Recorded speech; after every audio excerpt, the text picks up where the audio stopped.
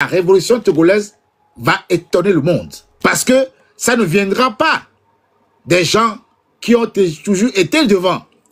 Ça viendra d'un enfant de rue, d'un enfant de quartier, d'un enfant de 10 ans, de 12 ans. Il n'y a pas de leader. Le leader viendra naturellement du processus d'achèvement du départ du président. Il va partir, notez ça. Dans ce live TikTok animé par Mokhtar Ali, Koé Forson, citoyen engagé de la diaspora, a livré une analyse marquante de la situation au Togo.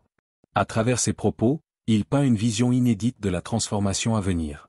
Pour lui, la révolution togolaise surprendra le monde entier. Elle ne viendra ni des grandes figures habituelles ni des élites politiques, mais des rues, des quartiers, des enfants invisibles d'aujourd'hui. C'est là, dit-il, que surgira l'impulsion décisive. Il évoque aussi deux figures clés, Amron, artiste engagé, et Madame Gnakadé, ancienne ministre des Armées. Selon lui, leurs prises de parole ne sont pas le fruit du hasard, mais des signaux puissants annonçant un basculement profond. Tout semble coïncider à ce moment précis de l'histoire. Mais le point central de son message, c'est la certitude qu'il partage avec force. Il n'y a pas de leader aujourd'hui. Le vrai leader émergera dans le processus même du départ du président. Et ce départ, le peuple togolais doit le noter, il est inévitable. Koé Forson va plus loin encore. Il affirme que le régime en place ne pourra bientôt plus contrôler la situation, car même en son sein, des failles apparaîtront. Selon lui, la transition sera amorcée par un militaire, et ce sera un tournant majeur pour le pays. Ce message fort, plein de symboles, vient nourrir la conscience collective dans ce moment historique pour le Togo. S'appelle Koé Forson.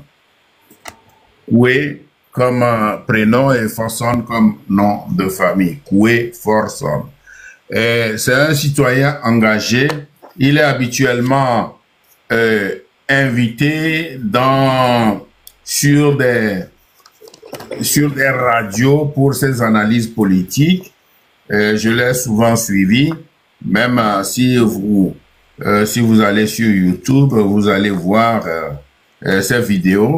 Il est sur ce plan-là très connu. Sur les médias, il est souvent invité pour donner ses points de vue, pour faire ses analyses sur la situation sociopolitique dans quelques pays que ce soit et surtout sur la situation géopolitique actuelle du monde. Je dois dire à tous les concitoyens togolais où qu'ils sont et qui seront aujourd'hui à nous suivre et à partager des informations vraiment importantes pour qu'ils soient éveillés de ce qui va se passer bientôt dans le pays. Voilà. Merci beaucoup. Merci Koé. Mon cher Koé, ma question maintenant, comment comprenez-vous la révolte de cette jeunesse togolaise et de tous les autres, de tous les corps de métier qui se sont levés pour dire non, ça suffit à Faure Gnassingbé et à sa clique de pilleurs. Voilà, cher invité, voilà ma première question. Tout d'abord, je remercie pas de la question que vous me posez. C'est une grande joie de participer. Mais le plus important aujourd'hui est que la jeunesse togolaise a pris ou a commencé à prendre sa responsabilité. Et la plupart de cette jeunesse, si vous voyez l'âge, avoisine entre 10 ans et 25 ans maximum. Plus, mais entre 10 ans et 25 ans. Et donc, ils sont à même de connaître la situation qui prévaut dans notre pays. Et permettez-moi tout d'abord de rappeler deux choses. En 90, ces situations se sont produites. Quand on avait connu l'avènement de la conférence nationale, ça s'est produit. À l'époque, moi, j'étais au lycée technique d'Adji Dogomé. Et donc, Et je me rappelle bien que on avait distribué, c'est nous qui distribuions à l'époque les tracts. On avait distribué les tracts pour faire partir le proviseur qu'on appelait Koutakou Bataba. Ah oui. Au lycée Daji de Gomé. Oui, oui. Beaucoup de gens ne savent pas que ce qui se passe aujourd'hui, je vous expliquerai pourquoi ça se passe, mais cette jeunesse que nous étions, nous avons pu faire partir Bataba. Mais il y a une situation que je vais dire, et ça va, on va revenir là-dessus tout à l'heure. À l'époque où on avait voulu faire partir Bataba et que le mouvement a commencé, après la réunion au Mans, vous savez qu'ils ont distribué à des élèves, aux lycéens, appuyés par la force d'intervention rapide d'Adjido Gomé, fille, pour venir nous bastonner, nous couper. Les gens ne savent pas ça, en fait. Moi, j'ai vécu ça. Ils sont venus dans ma maison me chercher. Donc, cette situation a été toujours développée. Donc, je rejoins l'idée que cette mentalité de terreur que certains jeunes n'ont pas pu voir. Au Togo, il y a eu, à une époque donnée, le taxi de la mort. Oui. Les gens ne savent pas cela. Le taxi de la mort. Le 25 janvier 1993, j'étais à Front-Jardin quand on a tiré la foule et que les gens étaient en civil. À l'époque, on ne peut pas dire que c'est les étrangers qui ont fait ça. C'est pas les étrangers. C'est ce que je sors ça, c'est pour démontrer aux Togolais que c'est une méthodologie. C'est une méthode de travail.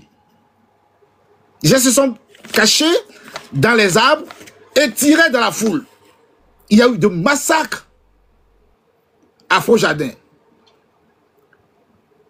Oui. Là, il y a eu une révolte parce qu'on avait découvert un militaire vers Hébert, mais je vous jure qu'on a tabassé les gens de Hébert, à Fagnan, tout ça en femme, ils ont tabassé les gens et on a retrouvé 27 morts dans la rue de Baie.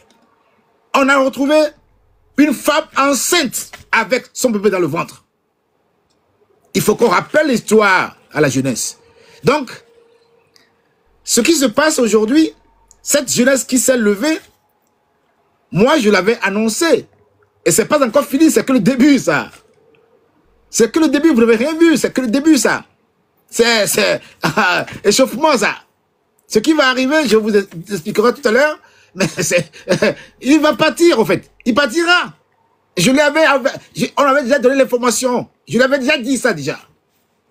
Donc, la jeunesse togolaise vent debout doit comprendre que ce qui se passe aujourd'hui, personne d'entre nous ne peut dire et ne peut affirmer qu'il maîtrise la situation. Parce que, si vous remarquez bien, c'est les gens ordinaires. C'est les gens ordinaires et qui ont pris le devant. Pourquoi? Parce que la situation togolaise permet de pouvoir découvrir ceux qui ont son droit de cœur et ceux qui font les doubles jeux dans la conquête de cette liberté togolaise qui a trop duré. 38 ans pour le papa.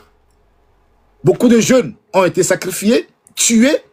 Mes collègues du lycée ont disparu.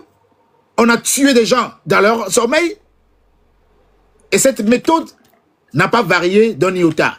Et donc, ça veut dire que les gens doivent comprendre que c'est le système qui est comme ça. C'est un système.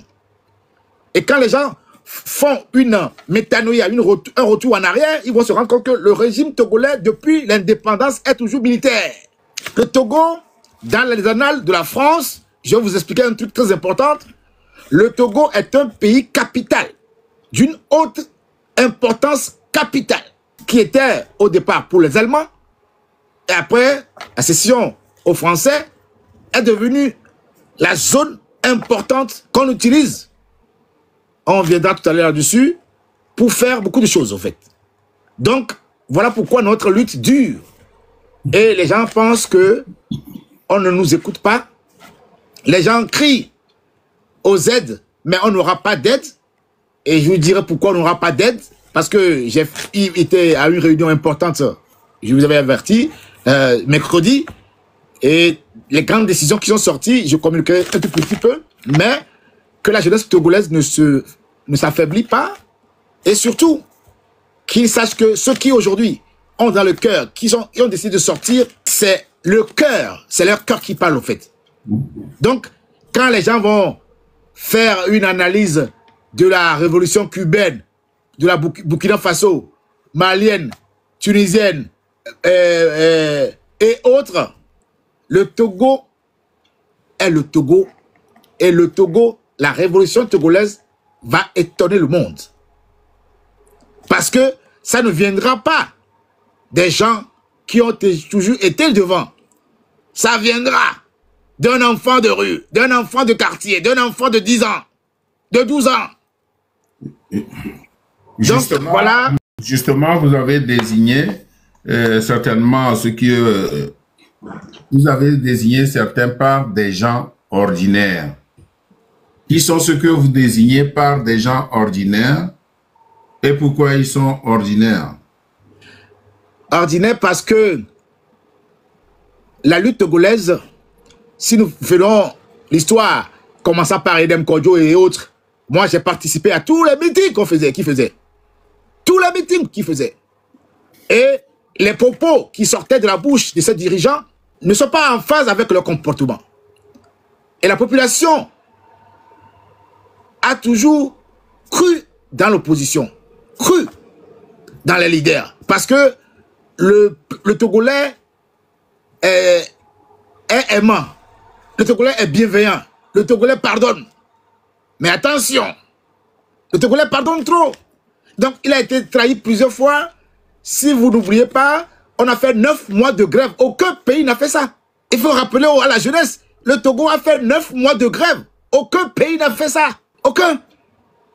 Donc, le Togo, on a l'impression que nous sommes abandonnés. C'est parce que nous sommes précieux qu'on a l'impression qu'on est abandonné. Comme l'a dit nous sommes l'or de l'humanité. L'or de l'humanité, c'est parce que l'or n'est pas encore poli qu'il est sale qu'on dit qu'il est honnête. Non.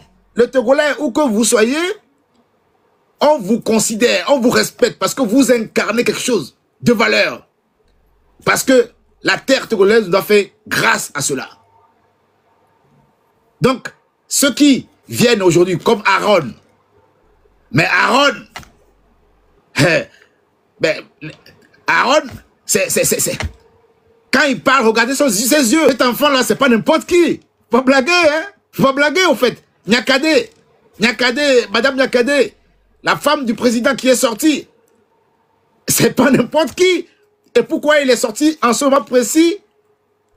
N'oubliez jamais, Togolais, il n'y a jamais de hasard dans la vie. Le hasard n'existe pas. Le hasard n'existe pas. Tout coïncide.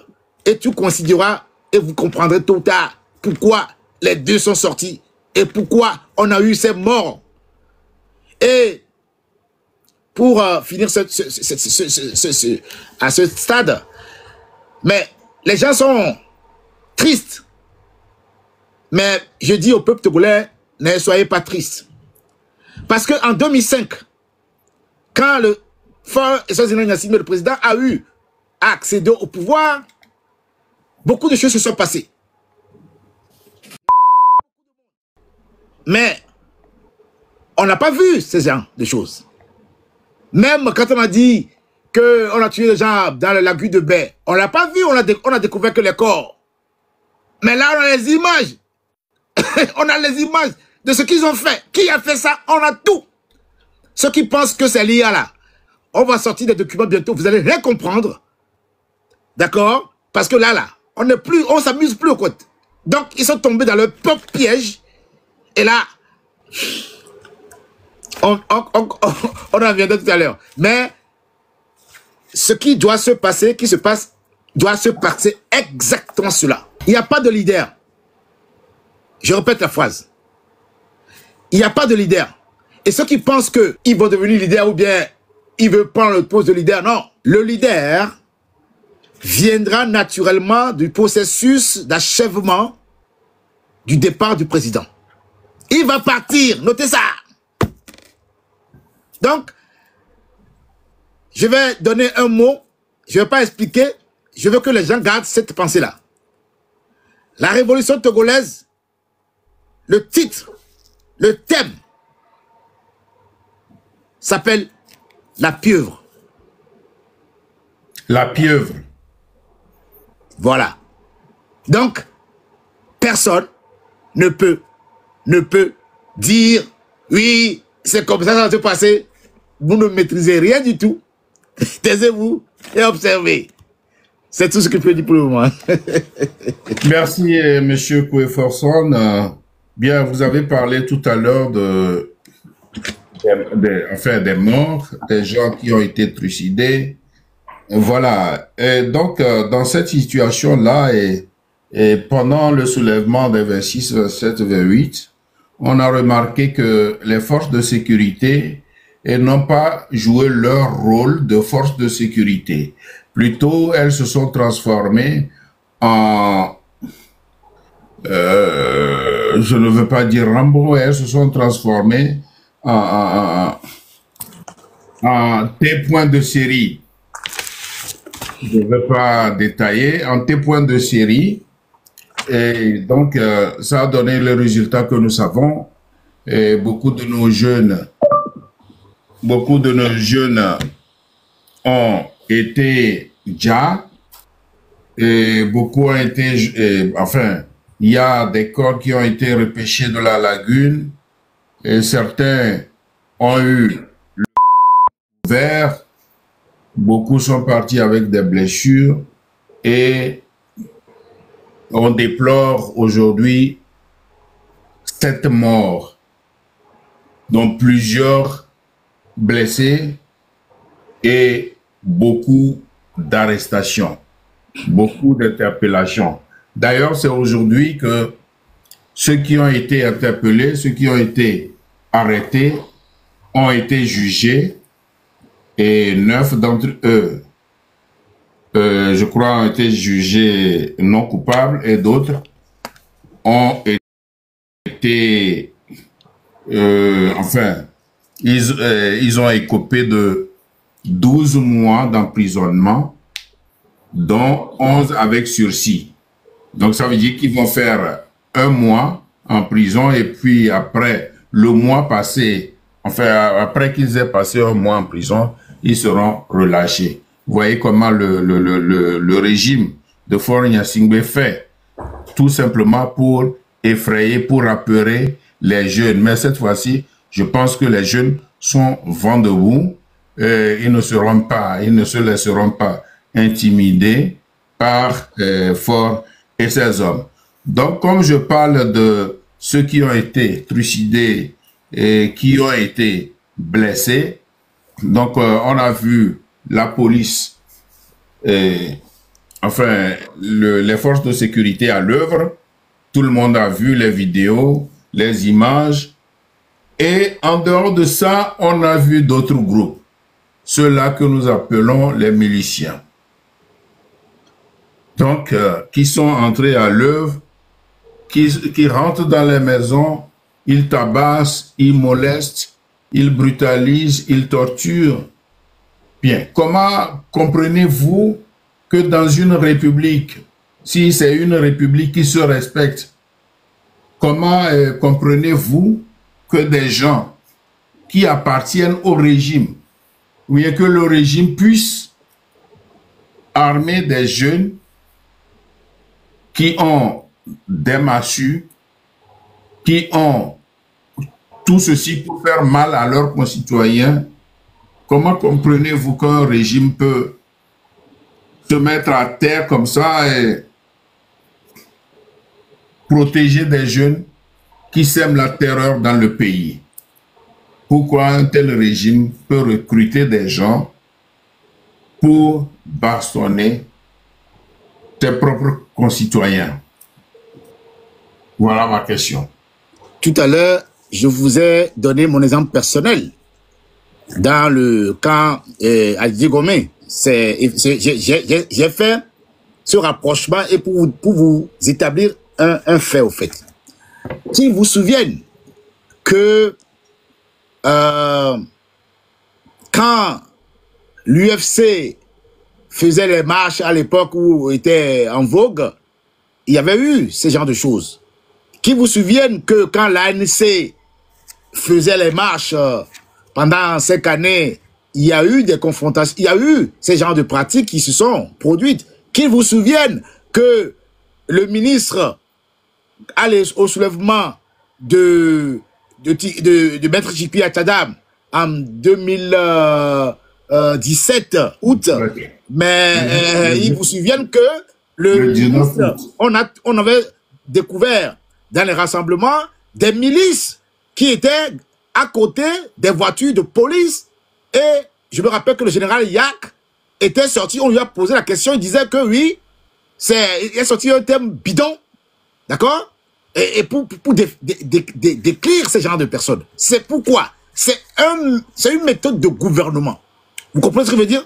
C'est que c'est une méthode qui est depuis des années, 38 puis 20 ans, mise en exergue pour créer la peur, la psychose dans le pays. La mentalité est quoi? On tue on trucide 2-3 personnes, d'accord? Et la population aura peur. C'est ce qu'on les a inculqué quand on forme, quand on les forme ici, quand les gens d'ici les forment. C'est-à-dire que le savoir-être ou le professionnalisme n'est pas de mise. Parce que ces gens qui posent ces actes-là, je peux vous garantir que quand ils vont en mission, ils ne sont pas dans leur état normal. D'accord? Sachez ce que je veux vous dire, ces gens-là que vous voyez en mission, ils ne sont jamais dans leur état normal. Parce que si je te demande de toi, papa, de faire ça, face à un individu, tu ne peux pas le faire. Je vous donne un exemple très simple, pour que les gens puissent comprendre où je veux aller. Parce que parfois, quand il y a des mots qu'on utilise, TikTok peut nous bloquer. Donc, je vais essayer de ne pas utiliser des mots qui vont heurter le public. Il y a une petite histoire pour que les gens puissent comprendre ce que je veux dire par là. Il y a un père de famille qui, parfois, il est coléreux et on lui avait défendu de ne pas boire de l'alcool. D'accord? Et un jour, il a eu un peu de pression de sa femme et puis au travail enchaîné. Et qu'est-ce qu'il fait? Il boit. Il a duré qu'il ne va jamais lever la main sur sa mère, jamais taper sa femme, jamais lever la main sur ses enfants. Ce père de famille, rentrant un peu saoul, rentre, la femme lui parle, il donne un coup dans voilà, il le gifle. Après, les enfants partent, il leur donne le coup de pied. Et malheureusement pour lui, maman dit, tu fais quoi à ta femme? Maman veut interposer par mégarde, il pousse violemment, la maman se et la maman décède. Dans cette petite histoire que je viens de raconter, c'est pour dire que ceux qui commettent ces actes-là, quand ils vont en mission, ne sont pas dans leur état normal. Comprenez ça comme ça. Maintenant, comme je le disais, ceux qui ont cette méthode de travail sont autour du président, sont autour. Je pèse mes mots et j'assume ce que je dis. Nous connaissons leur nom, nous savons où ils sont. Là, on ne va plus blaguer là. Là, on est dans la phase et vous allez voir bientôt. Donc, nous connaissons les bases où ils sont logés, les quartiers dans lesquels ils sont logés. Mais il y a beaucoup de gens qui ne savent pas beaucoup de choses sur le Togo. Je vais vous dire quelque chose, peuple togolais. Parce que nous, on a travaillé pendant des années pour ça. 85% des médicaments sont des services de renseignement au Togo. 75% des jeunes filles âgées de 15 à 30 ans sont des services de renseignement. Quand vous mangez dans les bars, ou que vous soyez à Lomé, quand vous mangez dans les bars, il y a des services qui pistonnent. Dans tous les quartiers au Togo, Il y a des cellules de milices dans tous les quartiers au Togo. Là, je vous sors des informations que moi-même j'ai vérifiées parce que j'ai été sur le terrain, parce que on a eu ces sources-là, on a renseigné cela. Quand ça va arriver, vous allez comprendre qui on va arrêter et on va les prendre un par un dans leur maison. Notez ça. Un par un dans leur maison. Parce que la peur qu'ils ont semée là. Moi, je vais vous dire aujourd'hui ici, ça va changer de camp. Et j'assume ce que je dis. Parce que là, l'amusement est terminé. Le jeu là, c'est fini. Donc, il faut que les Togolais sachent que je ne veux pas vous faire peur, mais je vais vous communiquer des informations très importantes. Parce que les Togolais, les gens parlent beaucoup, ils font des choses, mais ils ne se rendent pas compte. Le travail qu'on fait là, c'est lourd. Peuple togolais, mes frères et sœurs, concitoyens, mes chers amis, mes parents, il faut que vous compreniez qu'il y a 4 diasporas. Quand on parle de la diaspora là, on en a 4. Ah bon? Oui. On a 4 diasporas. On a 4 diasporas. Moi, je pensais à 2, la diaspora africaine et la diaspora européenne. Non. Je vais vous expliquer. Écoutez bien et prenez attention à ce que je vais vous dire. Allez-y. Il y a la diaspora qui est en accointance avec le pouvoir. D'accord? Il y a la diaspora. Que ce soit toi qui est, papa, qui est en Allemagne, il y a des gens de unis et peut-être qui travaillent et qui vous renseignent sur vous en Allemagne. Tout à fait. Ça, c'est vrai. Je vais vous dire les choses parce qu'on a travaillé pour ça. Il faut comprendre que on va leur montrer que on a travaillé pour ça. On a travaillé pour ça. Si on entend là, ce qu'on voulait avoir, on l'a eu maintenant. Maintenant, on va frapper. On va frapper. Et je vais vous dire quelque chose qui va vous choquer, mais je vous dirai après. Vous avez la diaspora qu'on appelle l'accointance avec le pouvoir.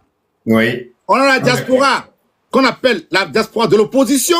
D'accord? Les gens qui ont fui le pays parce que voulant intervenir et puis on l'a voulu les trucider, ils sont partis. D'accord? Donc, il y a la diaspora qu'on appelle la diaspora économique. Les gens qui se sont démerdés, débrouillés eux-mêmes pour venir se chercher. D'accord?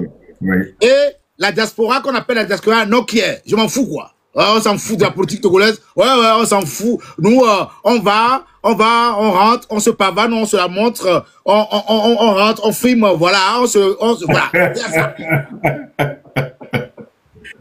Ouais. Donc, je viens de définir les 4 diasporas. C'est ça. Et ça, à un moment donné, il dribble, lui-même, il met le pied sur le ballon, il tombe tout seul. Vous comprenez ce que je veux dire? Voilà. Donc là, c'est pas qu'il a conseillé, comme Mathieu Kérékou disait, les intellectuels tarés. Hein? Mathieu Kérékou disait ça, intellectuels tarés. Ceux qui ont, les pharaons qui l'ont bleui, qui l'ont conduit dans cette situation-là, mais il ne sait pas que là. Hein? Il ne sait pas que là. Hein? Ils ont mis un code dans le cou.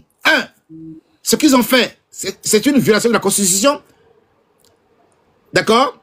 Et dans le fond et dans la forme, la nouvelle Constitution ne doit pas être votée à l'Assemblée nationale. Ceux qui font la droite viennent sur le point. Ce n'est pas mentionné dans la Constitution. D'accord? Changer de régime, c'est par référendum. C'est la Constitution du peuple.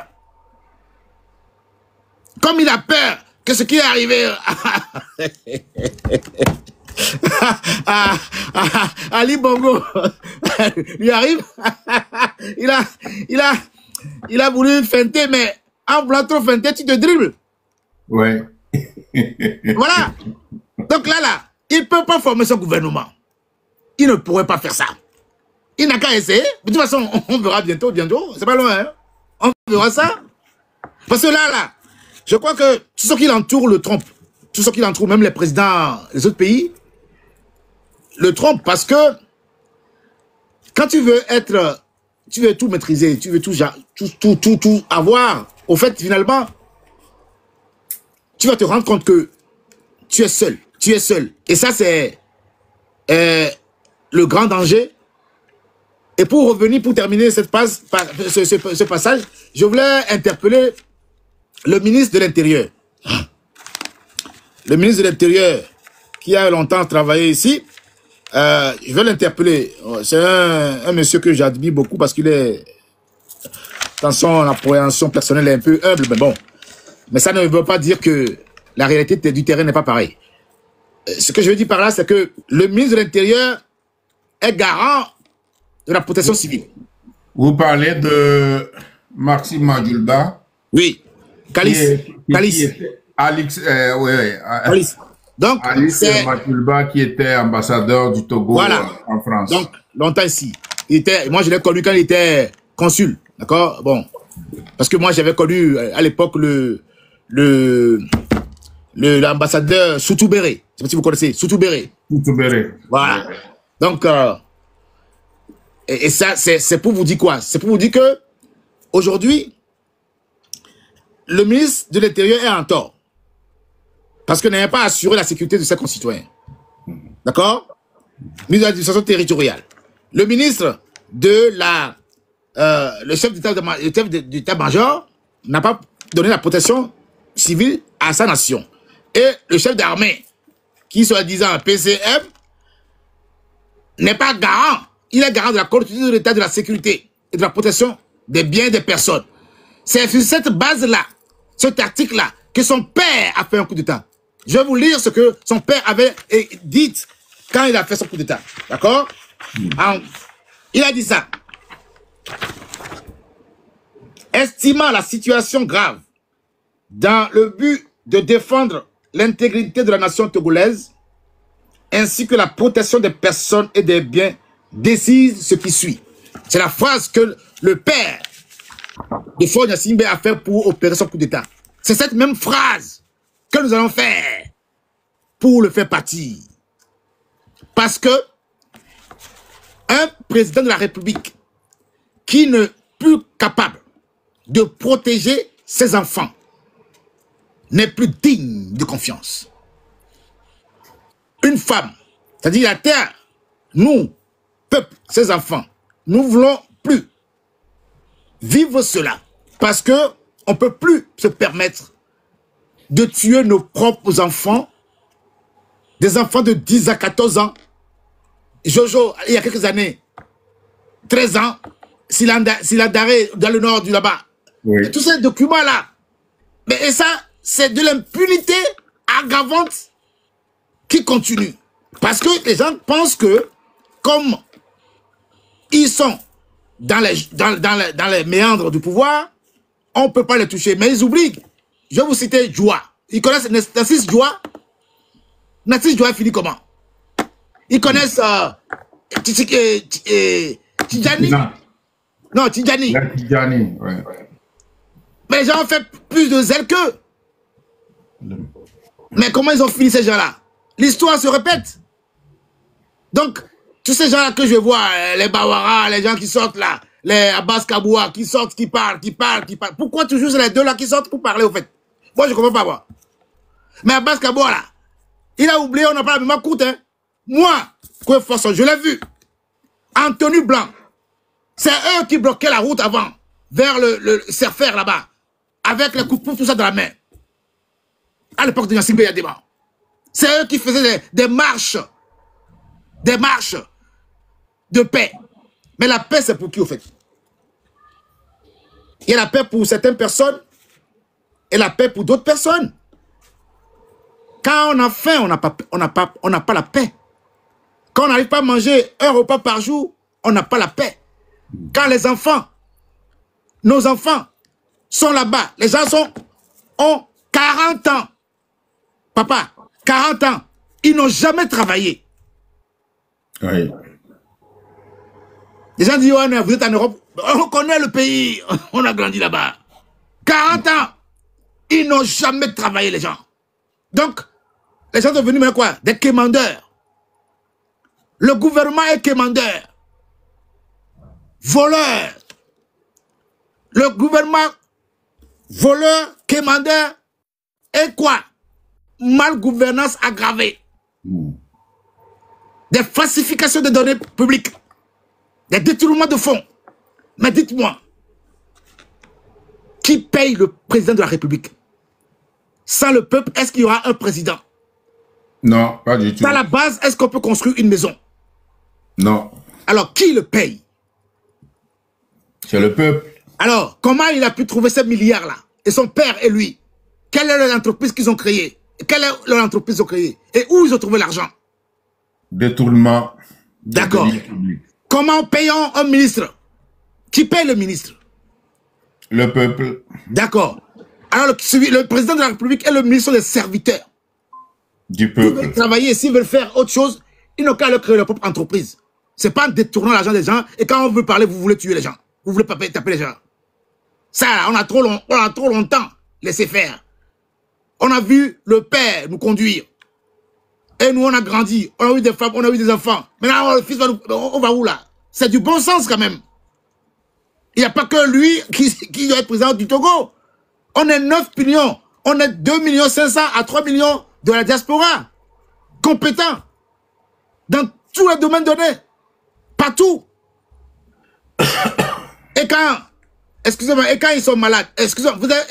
Peuple togolais, vous avez vu une fois un président de la République de la France, des États-Unis, quand il gagne les élections, il vient saluer les gens en Afrique, au Togo, ou ailleurs. Vous avez déjà vu ça? Vous avez déjà vu une fois un président de la République européen ou autre venu se soigner en Afrique? Vous avez déjà vu ça? Non. Alors, pourquoi eux, là, qui sont des présidents depuis des années, ils n'arrivent pas à construire des hôpitaux de renommée dans le peuple pays, et quand ils sont malades, ils viennent se faire des checkpoints ici. L'histoire nous rappelle, le président, excuse-moi, beaucoup de gens viennent ici. Oui. Secret médical, on ne va pas le dire, mais on connaît. Mais quand il vient, on sait, quoi. Le Paul Biya. Mais même Bongo, il est où? On a refusé de venir en France. Et donc, ces gens-là, ils naguent, en fait, ils naguent la population, quoi. Et les ministres, et les maires ou les députés, ils se croient super-héros, Superman. Mais c'est le peuple qui vous met là-bas, en fait.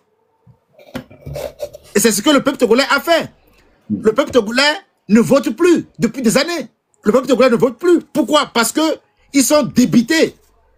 Ils sont sidérés. C'est pour ça que la jeunesse dit et précise qu'il veut voir personne devant. Parce que cette jeunesse a vu le comportement des adultes et a dit, nous allons faire la lutte. Maintenant, moi je dis, chacun doit faire sa lutte. Chacun doit apporter, mais on va à une destination finale, on le sait. On le sait. Par contre, ce que je veux rappeler à tous ces ministres ou présidents de la République, expliquez-moi un ministre qui a fait 18 ans au pouvoir. Il n'a que faire ça à faire dans la vie. Le ministre, là, c'est un travail à durée indéterminée. Hein? Un ministre, là, ici, là, on check quelle est ta productivité. Ta mission, on sait. Un an, on te fait un point pour voir, pendant que tu as occupé le poste de ministre pendant un an, comment tu as travaillé, comment tu es rentré dans les champs du président, comment tu as pu faire ça. Si tu ne fais pas, on te dégage, on t'enlève. Les gens sont là-bas, ils sont médiocres, on les garde. Ils viennent, ils sortent, ils naguent les gens. Et quand on parle, ils viennent sortir des Français, des gros Français. Moi, je vais parler terre à terre parce que quand j'arrive à un niveau, je ne vais pas parler trop des textes techniques parce que je vais être à tous les niveaux. C'est pour ça que je parle comme ça. Mais quand j'arrive à un niveau donné, je parle autre chose parce que là, il faut que je parle que les gens puissent comprendre ce que je veux dire. Donc, comment on peut m'expliquer, d'accord, qu'un ministre a au moins 5-6 voitures, des carburants gratuits, au détriment de qui? Quand le président voyage tous les jours, il va ici, il va ici. Ce sont l'argent personnel? Non. Alors, quand on prend, excusez-moi, on n'est pas des enfants quand même, quoi. C'est bon, quoi. La vie est dure pour le peuple togolais. Les femmes de grand marché, qui sont sous le soleil, qui se battent pour nourrir leurs enfants avec dignité. Le marché est brûlé. Les gens ont piqué des crises cardiaques, sont morts. Les gens ont été paralysés. Les gens ne peuvent plus parler. Les enfants ont vu leur père et leur mère décéder. Nos enfants sont devenus maintenant des, excuse-moi, des comportements, je ne vais pas sortir le mot, voilà, sont devenus ils vendent leur corps. Et comment un enfant qui vend son corps, le papa n'a plus d'autorité sur l'enfant? Parce que c'est l'enfant qui nourrit le père. On dit que l'enfant, le gars, il est opposant, non pas opposant, parce qu'il défend une idée, on le tag, et donc on ne peut plus donner du travail. Et je sais dans le pays comme ça, on les tag, on ne donne plus de marché. Et c'est ça qui se passe au Togo. Et quand les gens de la diaspora viennent avec des idées, ils volent les idées. Mais vous n'avez pas le propriétaire d'idées. Vous volez les idées, mais vous ne pouvez pas conduire les idées. Voilà pourquoi ils ont fait des projets, des PND, des trucs bizarres. Mais à la fin, là, ils détournent l'argent. Oui. Ils sont venus ici nous voir il y a quelques années. Voilà le discours qui tenait. Venez investir dans le pays. Quel pays on va investir, il n'y a pas de confiance? Quel pays voulez-vous qu'on vienne investir s'il n'y a pas de confiance? Le risque d'investissement au Togo est très élevé. Le PIB du Togo, l'endettement intérieur est de 68,6%. Le Togolais lambda, selon la Banque mondiale, vit avec 1,28 €, 1,25 €. Ça fait 825 francs CFA. Mais 825 francs, c'est l'estimation de la Banque mondiale. Mais les gens qui sont à Lomé, ils gagnent même pas 100 francs par jour. Et les gens, ils viennent, les gens qui sont à l'extérieur, ils font des efforts pour vous aider. Et les gens se taguent pour insulter ceux qui s'engagent et disent les choses. Mais nous aussi, nous risquons notre vie. Mais on le fait parce qu'on n'a pas peur, en fait. Mais c'est pas tout le monde qui fait ce que nous faisons. Il faut qu'on reconnaisse ça. Que les gens viennent parler, insulter, mais nous, on a grandi dans la politique. Moi, j'ai grandi dans la politique. Donc, ces manigances-là, nous les connaissons. Donc, je dis à ces présidents et ces ministres-là, raison gardée. Sourou. Doucement. Blaou. Bien. Voilà. On va évoluer, mon cher invité. La situation du Togo est tellement grave que normalement, ça ne devait pas laisser certaines institutions indifférentes. Et par exemple, ce qui s'est passé au Togo, le Togo fait partie de la CEDEAO, c'est un membre de la CEDEAO. Le Togo est membre de l'Union africaine.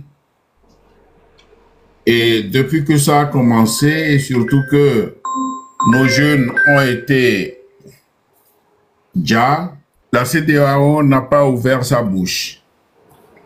Elle n'a rien dit, mais seulement, il y a quelques jours, que la CEDEAO a pondu le même communiqué qu'elle fait chaque fois pour demander au peuple togolais de garder quoi, la paix, que la paix règne, que les acteurs politiques essaient de s'entendre pour trouver quoi. La même chose, le même refrain. C'est tout. Alors que quand la CEDEAO entend que dans un pays, il y a un coup d'État, tout de suite, ils sautent là-dessus et ils promettent d'intervenir par leurs soldats. Bien. C'est tellement... la situation du Togo est tellement... C'est vraiment triste que on se demande pourquoi Fort se bat comme un forcené pour aller au secours des autres États et que au Togo, quand il se passe quelque chose de grave, aucune institution ne s'occupe pas, ne parle pas, ne dénonce pas le régime. Comment vous trouvez le silence coupable de la CEDEAO et de l'Union européenne? Est-ce que la situation du Togo n'est pas tellement grave pour qu'elles ouvrent leur bouche pour condamner ce qui se passe au Togo, surtout avec la mort de nos concitoyens? Je vous ai dit tout à l'heure que on a fait une réunion importante la fois dernière. Au cours de cette réunion, une question a été posée sur le Togo et j'ai pu observer la réponse qu'on lui a donnée à la personne qui a posé la question.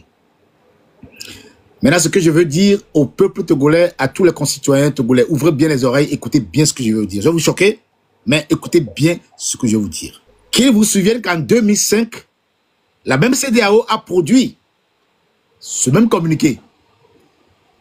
D'accord? La retenue et tout ça.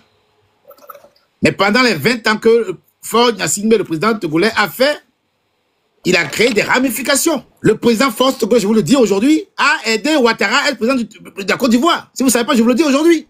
Il a des ramifications partout. Si vous voyez les présidents qui sont élus dans la zone ouest africaine, il a joué un rôle central en sourdine. Donc la main qui donne, c'est la main qui domine et qui dirige. Là, je vais parler droit au but aux gens. Donc, c'est pour ça que je vous dis, n'attendez rien de personne, en fait. Si le peuple togolais ne comprend pas que il n'y a pas de victoire sans sacrifice, j'ai dit tout à l'heure, ça peut vous choquer, mais si vous n'avez pas cette main, en fait, il faut que nous comprenions une chose. Il faut changer le disque. À Sibalola, c'est fini ça. Ça ne passe plus, ça ne passera pas. On parle de la paix quand deux forces s'équilibrent. Comprenez bien ce que je dis. Et je pèse mes mots. On parle de la paix quand les deux forces s'équilibrent. L'équilibre, c'est quoi? Quand tu pédales ici, d'accord? Tu es en équilibre. Mais quand il y a ça et toi tu es en bas, quel équilibre tu vas avoir? Donc, les Togolais là, ici là, il faut changer le disque. Il faut changer le disque. Parce que si vous pensez Dieu va faire, écoutez-moi attentivement. Le Dieu va faire là. Dieu, il est en toi. Si tu ne bouges pas, rien ne va se produire. Exemple donné. J'ai fait, papa. Et j'ai demandé que tu me donnes de l'argent, papa. Ouais. Tu m'as donné de l'argent. Et je suis dans ma chambre, alors que j'ai faim, et j'attends que la nourriture vienne, même si j'ai l'argent. Au lieu de sortir pour aller acheter la nourriture, j'attends que l'argent bouge pour aller chercher l'argent. La nourriture. C'est pas possible. C'est impossible. Alors, c'est pour ça que cette lutte dure, en fait. En 86, ceux qui ne savent pas, en 86, des forces sont venues de l'extérieur. C'est de la débandade, je peux vous dire, de la débandade.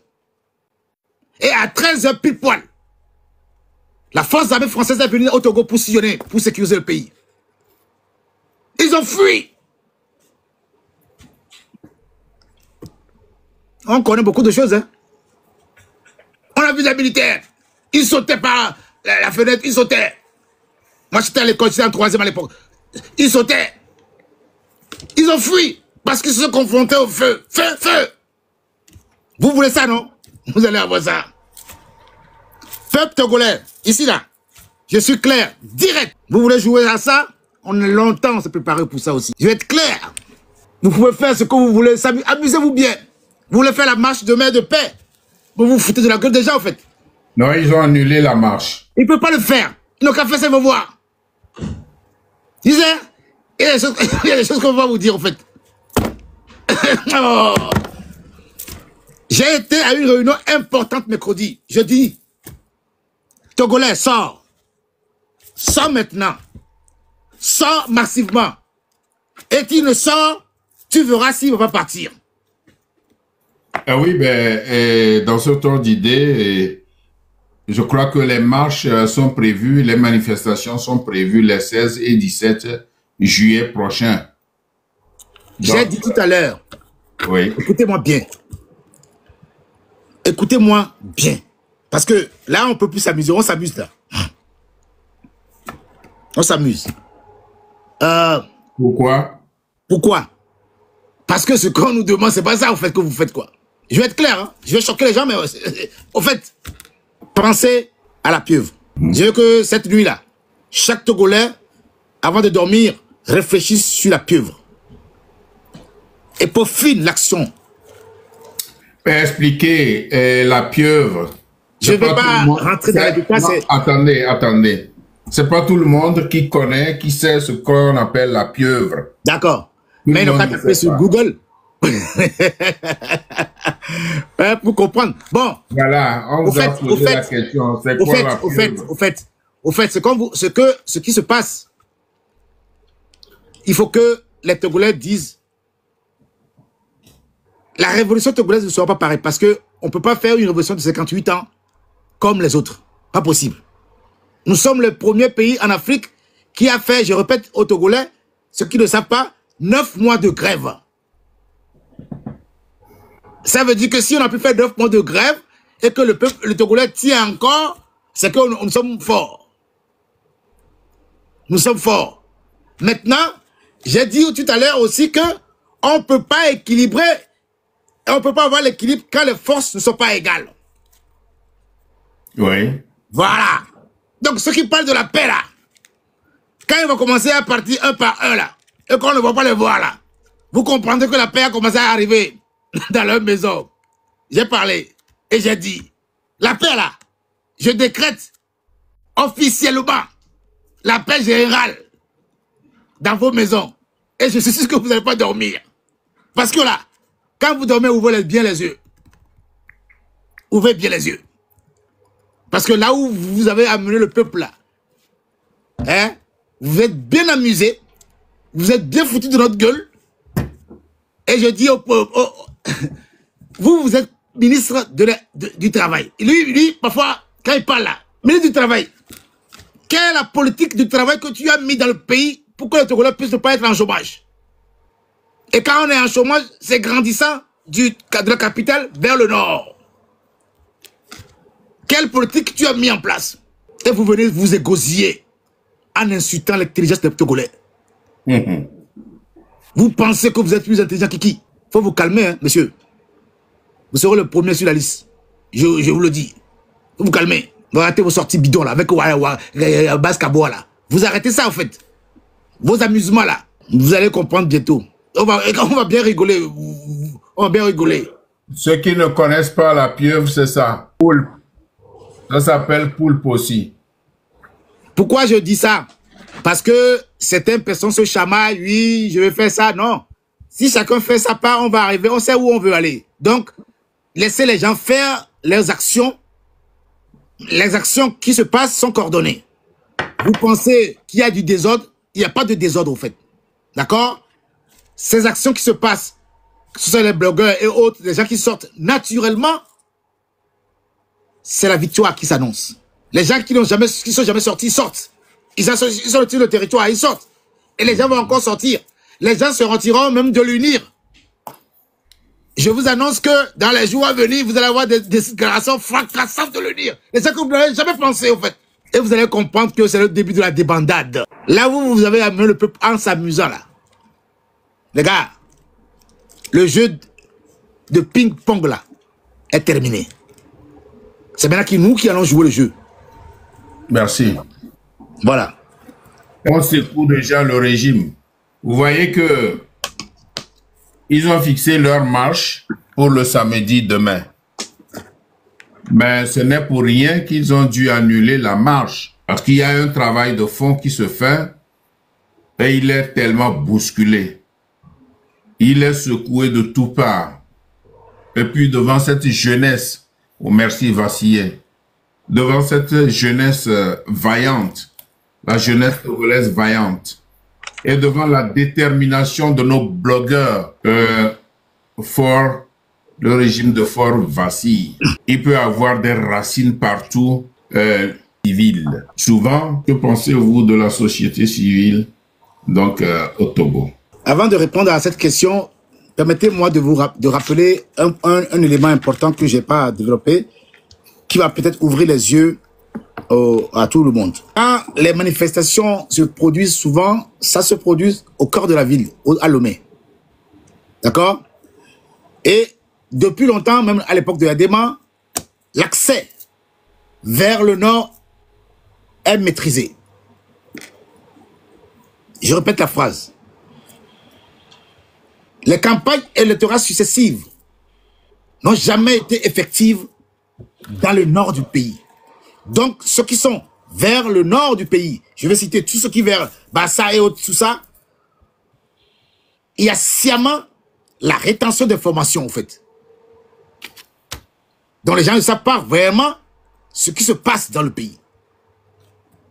Voilà pourquoi, dans la fabrication biaisée de leur code électoral, ils ont toujours gonflé le nombre, d'accord, d'électeurs, tout ça, dans la zone du Nord, et c'est là-bas qu'ils gagnent toujours.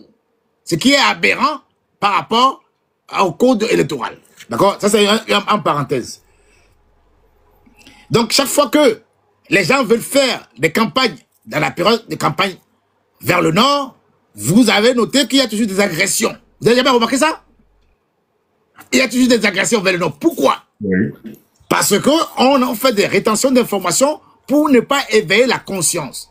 Mais la question, qui est une question qui va bifurquer sur la société civile, est le choc qu'ils ont reçu quand un des leurs, Abron, venant de Kara, fils de commandant, déclenche quelque chose. Colonel, fils de colonel. Le colonel, voilà. Et la femme du président déclenche quelque chose. Et c'est là où ils ont eu le choc. Mais ils dorment, gars. Vous n'avez rien compris, ça vient encore. Ça vient encore. Donc, ça c'est une parenthèse. Parlons de la société civile. Et c'est vrai que quand je vous pose une question, peuple togolais, société civile, comment ils vivent? J'ai donné tout à l'heure l'information concernant les services d'imbrication d'information, de renseignement qu'ils ont partout. Comment voulez-vous que les gens là qui sont dans le pays n'aient pas peur? On les écoute et on leur fait peur. C'est la méthode. Donc, voilà pourquoi ces personnes n'arrivent pas à faire les choses. Mais c'est pas qu'il manque pas de volonté, c'est que c'est la situation qui est comme ça. Et certaines, excuse-moi, ils ont créé des associations qui sont des associations en bifurcation avec le régime. D'accord? Et donc, ils sortent des rapports biaisés, mais ils vivent du régime.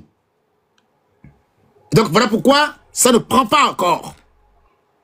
Maintenant, la situation va tellement s'empirer, pas seulement au Togo, hein, ailleurs aussi, parce que la crise qui va arriver fera que ils ne peuvent pas tenir, en fait. Pourquoi? Parce que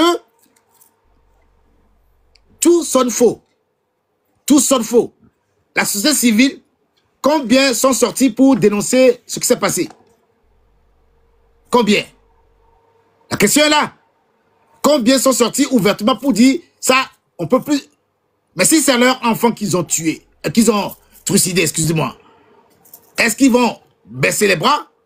Mais en tuant, c'est que les gens qui sont en faisant ça, mais ce que les gens oublient. Mais quand un enfant verse son sang là, dans le pays, c'est ton sang qui est versé au fait. C'est ça.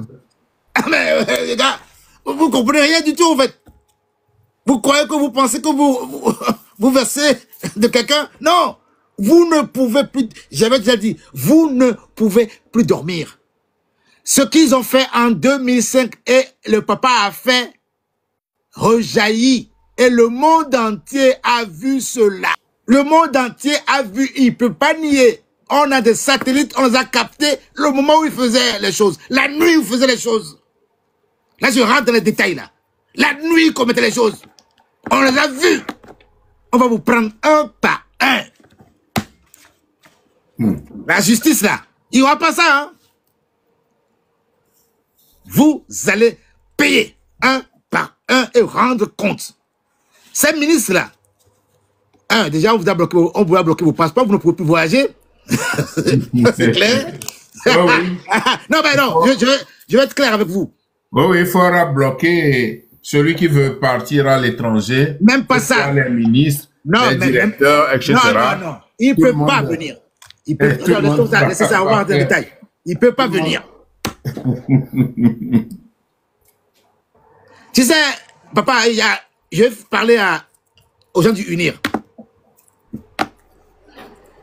Déjà, j'ai raconté ça à quelqu'un mercredi. Nous sommes trop gentils au Togo. Nous aimons trop les gens. J'ai vu un baron de UNIR. J'allais sur Paris en réunion. J'ai garé ma voiture quelque part. Il est assis devant moi. Je dis, mais voilà, si je vais te toucher, je le ferai, oui ou non? Si je voulais faire quoi? Il est assis devant moi. Il ne me connaît pas. Oui. Moi, je suis derrière lui. Il est devant moi. Vous voyez, le monde est petit. Oui. Est-ce que vous comprenez ce que je veux dire par là? Oui. Ce que je dis, c'est très profond. Hein? Oui. Le gars, il est assis devant moi. Là où il est descendu, je sais. Là où il a été, je sais. Mais il s'amuse, ces gens-là. Le Togolais de 2005, là, il a eu 20 ans en plus. Donc, il a grandi ici. Oui. C'est ça qu'il ne comprend pas. Quand son père a dit, quand tu mens chaque fois, là, même à ton fils à la maison, il va te dire, mais papa,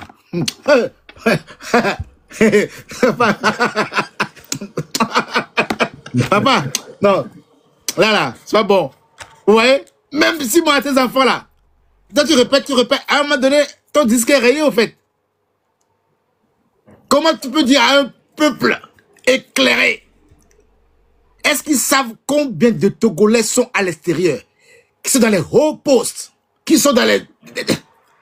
Est-ce qu'ils savent ça? Ouais. Mais ils sous-estiment le Togolais, en fait. Moi, je ne les jette pas, je les culpabilise pas, en fait. Parce que j'ai fait une étude, le jour où j'étais rentré, il y a quelques années, bon, ça fait longtemps, hein, ça fait plus de 10 ans. Ouais, je ne veux plus rentrer, bon, là, pour le moment, voilà, pour aller enterrer ma mère.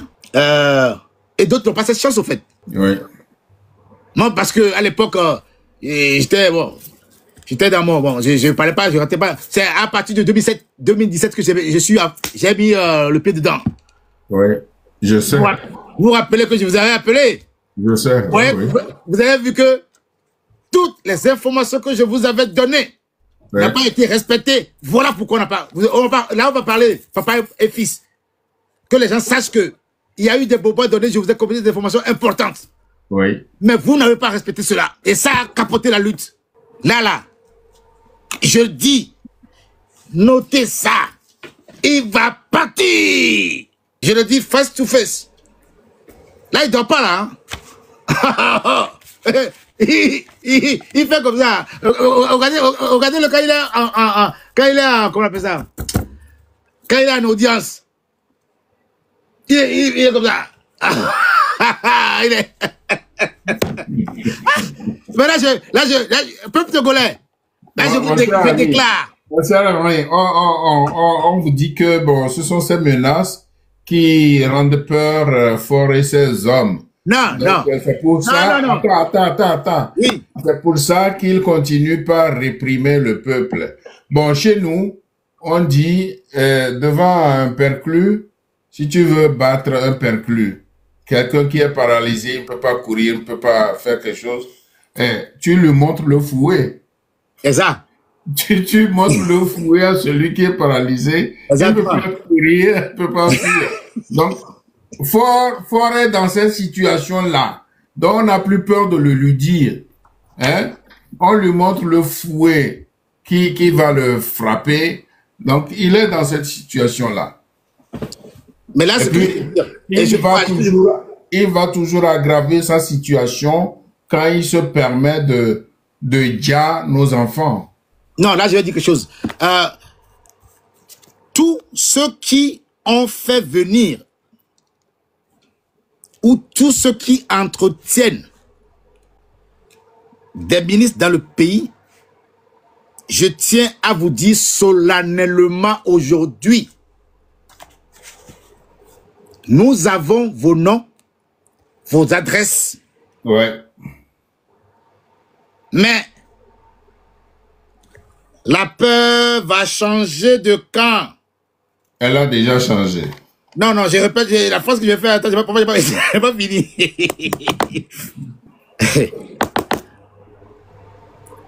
Jeunesse togolaise, Nous allons rentrer dans la phase tourmente et décisive de l'histoire que nous n'avons jamais écrite au Togo. Jamais écrit. Maintenant, je vais passer ce message parce que j'ai vu la mort devant moi. Parce que j'ai traversé la mort. Et je n'ai rien à perdre de cela. Car le Togo est plus cher que ma vie. Car elle m'a vu naître. Le Togo m'a choisi. Comme il a choisi nous tous, qui sommes en ce moment précis ici. Le Togo, quand nous dormons bas dans nos cœurs, dans nos narines, partout, dans le cœur de nos enfants. Nous ne pouvons plus nous excuser, nous ne pouvons plus accepter cela. Combien de morts, combien de blessés, combien d'enfants mutilés, combien de femmes torturées, combien de femmes ont perdu leurs enfants, combien de femmes ont perdu leur mari, combien d'enfants, là je parle aux militaires, combien d'enfants sont partis pour défendre la nation, chevillés au cœur, et qui ne sont plus revenus dans la maison. Qui ne peuvent même pas avoir le deuil de leurs enfants. Alors que vous avez fait comme symbole la loi d'honneur. Alors, peuple togolais, nous allons arriver à un stade où la loi d'honneur doit être notre code. La loi d'honneur. La loi d'honneur. La loi de l'intégrité retrouvée et de la dignité retrouvée. Et ça, ce n'est pas tout le monde qui fera cette lutte. C'est ceux qui ont du cœur. Et je parle au cœur des Togolais. Si tu as peur, alors va regarder dans le miroir et pose-toi la question une seule fois. Cet enfant de 14 ans qui est décédé, Jojo, si c'était mon enfant, je ferais quoi? Si tu as trouvé la réponse à cela, alors n'aie pas peur. Parce que la peur est la force qui paralyse l'esprit et le corps. Donc, si on sera une centaine à arriver à clore cette lutte, nous le ferons. Et quand j'ai parlé de pieuvre, je n'indexais pas le président. C'est le système qui va le faire tomber.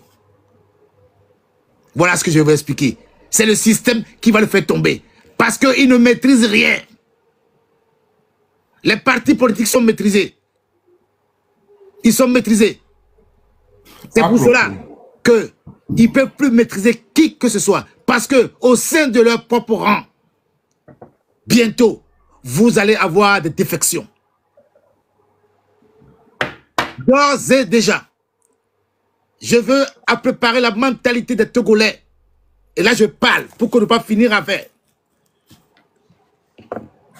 C'est un militaire qui prendra le pouvoir. Notez ce que je dis. C'est un militaire qui prendra le pouvoir. Et tous les partis politiques seront dissous. L'association des sociétés civiles seront dissous. Je parle face to face. Parce que c'est déjà signé et conclu.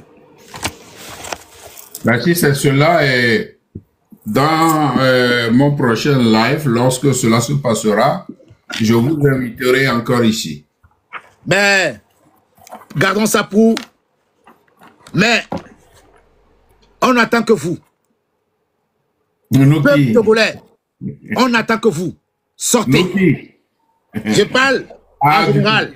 Peuple togolais, sortez. Il n'y a pas de victoire sans sacrifice. Il n'y a pas de victoire sans sacrifice. Il n'y a pas de victoire sans sacrifice. Une femme qui accouche perd du sang. Pour ceux qui doivent comprendre, comprendront. Vous avez haussé le niveau. Vous avez dit, et vous avez cru que le peuple togolais était un peuple ignorant. Mais la résilience n'est pas de l'amusement. La résilience n'est pas de l'amusement. Si je vais face à vous et je parle, je sais ce que je vous dis au fait. Donc, vous qui êtes zélés là, quand on va avoir un qui va partir, vous allez dire, ah, le gars il a dit ça. 2 là. 2. Ah, ça commence. Vous ne pouvez même pas fuir en fait, parce qu'on ne veut pas de vous. Aucun pays environnant ne veut pas de vous. Ça sera fermé. Sec fermé. Parce que vous allez payer ce que vous avez semé. Vous allez connaître ce qui c'est que la peur quand on ne dort pas la nuit. Vous allez connaître. Là, je vais parler au chef d'état-major du Togo, à l'armée, parce que j'ai 2 mots à leur dire. Vous occupez tous les postes stratégiques dans le pays depuis l'indépendance du Togo. Les jeunes qu'on a formés, vous ne leur donnez pas la promotion parce que certaines personnes d'entre vous manigancent et volent l'argent de ceux qu'on envoie dans les missions.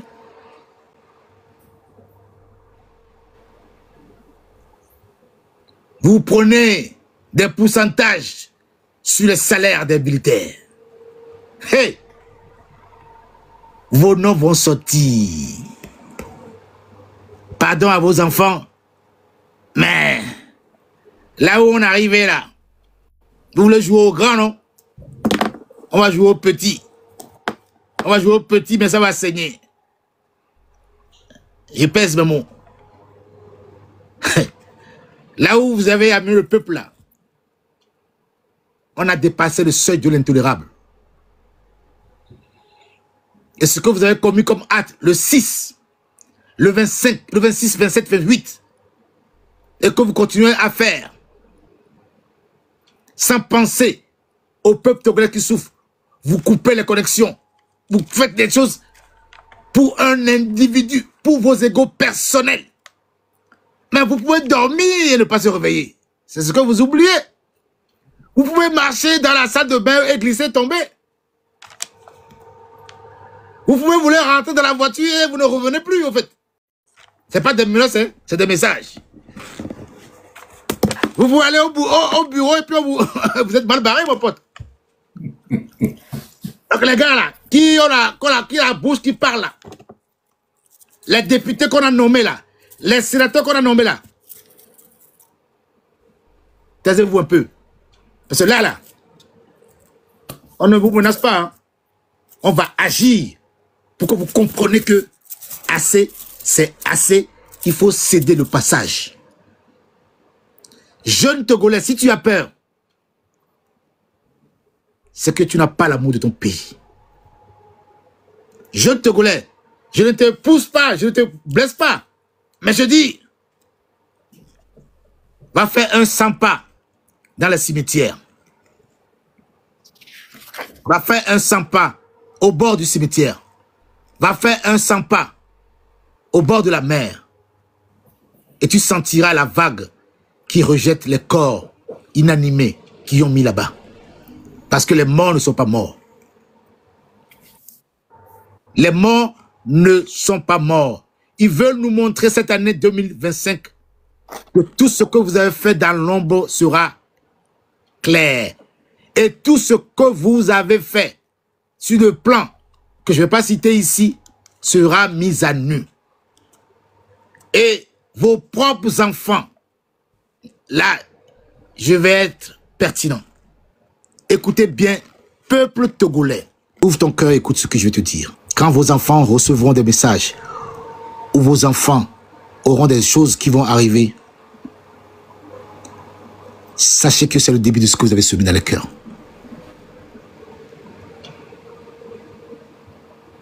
Parce que c'est par là que vous allez commencer à souffrir.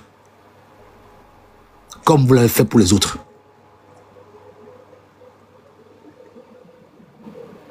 À compter de cette nuit. À compter de cette nuit. À compter de cette nuit.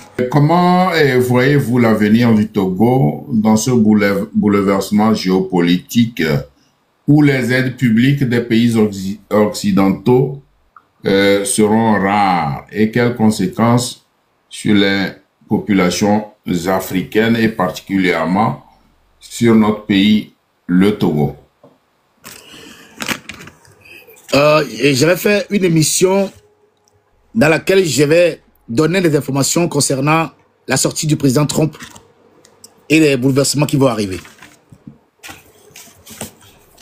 Et quand je parlais, ceux qui étaient avec moi sur le panel, ils ne comprenaient pas. Et quand les décisions commençaient à sortir, ils ont dit, ben, monsieur, vous avez trouvé les informations où? C'est pour vous dire quoi? Je veux, à cette phase-là, que le peuple togolais, s'il vous plaît, mes parents, m'écoutez très attentivement. Là, je vais parler le peu que je sais, mais qui sera instructif. Les temps seront très difficiles. Les temps seront très difficiles. Et vous commencez déjà à le sentir. Le prix de l'électricité et de l'eau qui ont commencé à grimper, vous n'avez rien vu. C'est que le début. La vie va être très chère. Comme nos pays ne produisent pas, et comme nous sommes des consommateurs, et que les Occidentaux ont décidé de nous mettre en esclavage et reformater les choses, d'accord, qu'est-ce qu'ils font? Ils ont pris des résolutions. Je ne sais pas, je vais faire une allusion, vous allez vous rendre compte qu'ils se sont rendus compte que la diaspora envoie beaucoup de sous dans leur pays. Et ils ont commencé à restreindre cela. Je ne sais pas si ça se fait en Allemagne, mais c'est une décision qui est européenne. Faites des recherches et vous saurez que le montant que vous envoyez avant, ils ont essayé de réduire et ils vous demandent des informations complémentaires. D'accord? Si tout le monde qui a des informations comme ça qui sont en Europe, vous faites analyse à ça. Pourquoi? On va jouer sur la pression économique. Voilà pourquoi il n'y aura plus d'aide. D'accord? Les aides seront rares. Les aides publiques seront rares. Donc, c'est pour ça que j'insiste sur la gestion efficace et la reddition des comptes publics. Parce que c'est l'argent du contribuable. On ne peut pas gérer la maison, la nation comme une épicerie. Comme c'est à moi, c'est pas à toi en fait. Le Togo ne vous appartient pas en fait. J'ai jamais vu des ministres.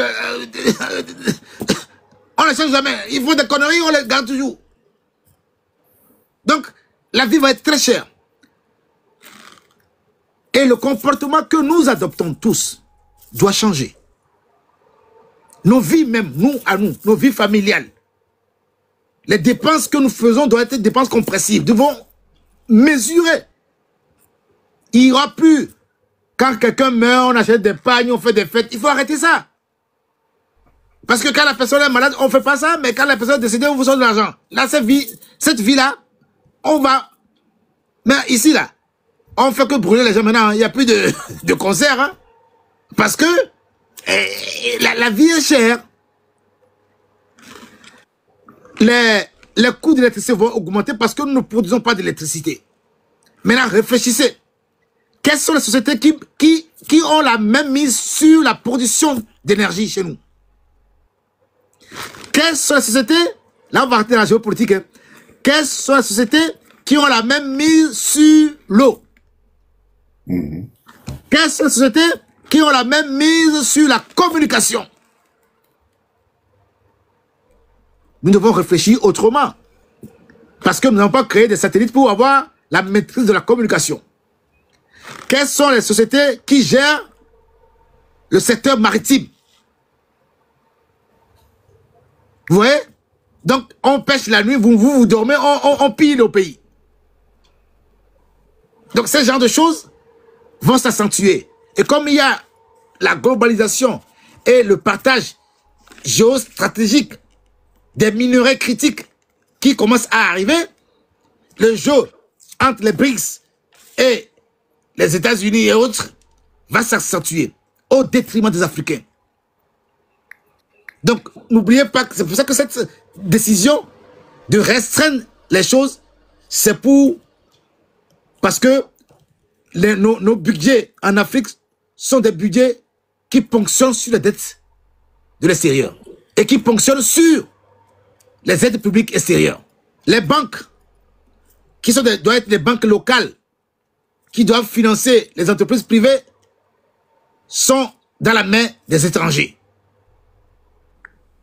Donc, l'économie locale ne peut pas être développée. De même, l'État est endetté auprès des privés. C'est que l'État tue les privés. Quand l'État fait des achats chez les privés, il ne paye pas en temps et en heure. Or, le gars doit recommander pour alimenter ses stocks, réapprovisionner. Ce qui fait quoi? Ce qui fait que le gars, il a des AVC.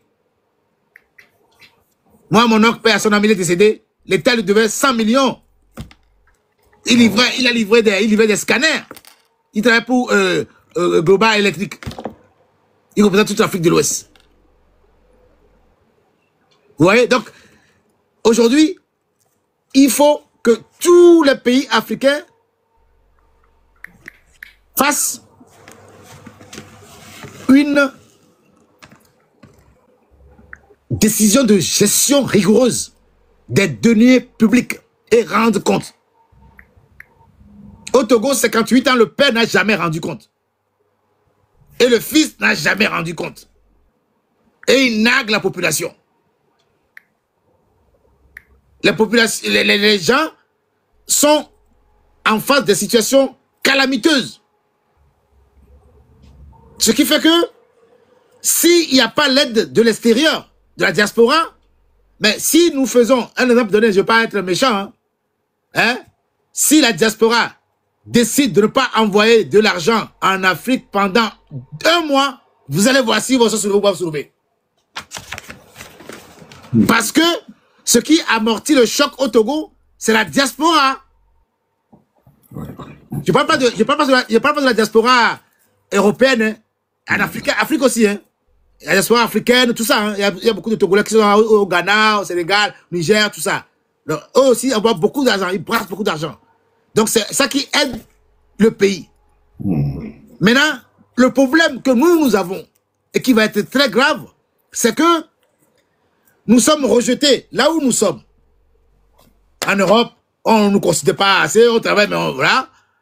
Et quand nous sommes rejetés chez nous, on ne veut pas que nous venions construire, investir. Nous voulons avoir des gens de confiance à qui on va donner de l'argent pour construire. Moi, excusez-moi, bon, exemple, entre parenthèses, j'avais fait un geste à quelqu'un, c'est pas mon petit frère, mais je l'ai fait, mais je l'ai fait, je l'ai donné, il a fait, j'ai vu qu'il a construit, je l'ai aidé, j'ai confié mes biens. À un moment donné, quand il était difficile pour lui, il avait détourné un peu, mais je l'ai confié d'autres tâches. Il est content. J'ai renouvelé sa confiance. Parce qu'il a demandé excuse. Mais nous, on ne nous demande pas d'excuses, on ne nous rend pas compte et on nous trucide encore. Et si on veut, on tape nos femmes en plus. Et on dit, on gère. Donc, la situation va être difficile. Il faut que chacun d'entre nous fasse preuve de rigueur, de gestion familiale et de gestion d'État et de société. Il faut tout contrôler, tout vérifier et rendre compte à ses collègues, à ses compatriotes de la fonction qu'on vous a confiée et de la responsabilité et le droit qui vous incombe à donner les résultats de ce que vous faites. Moi qui suis ici, je dois rendre compte tous les jours, reporting des résultats. Je dois analyser les résultats par semaine. Le pourquoi de comment. Pourquoi ce client s'est plaint. Ce que nous avons vu, que le monde entier a vu, que les enfants sont dans la lagune, dans les lacs, et que les militaires sont là, autour, les enfants sont noyés. On nous dit que c'est IA. Et vous allez accepter ça pour dire que vous êtes quelle élection? Quelle élection? Vous dirigez qui au fait? Quand le peuple va être vidé, vous allez quoi? Parce que c'est pas encore touché vos familles. On ne peut plus accepter cela.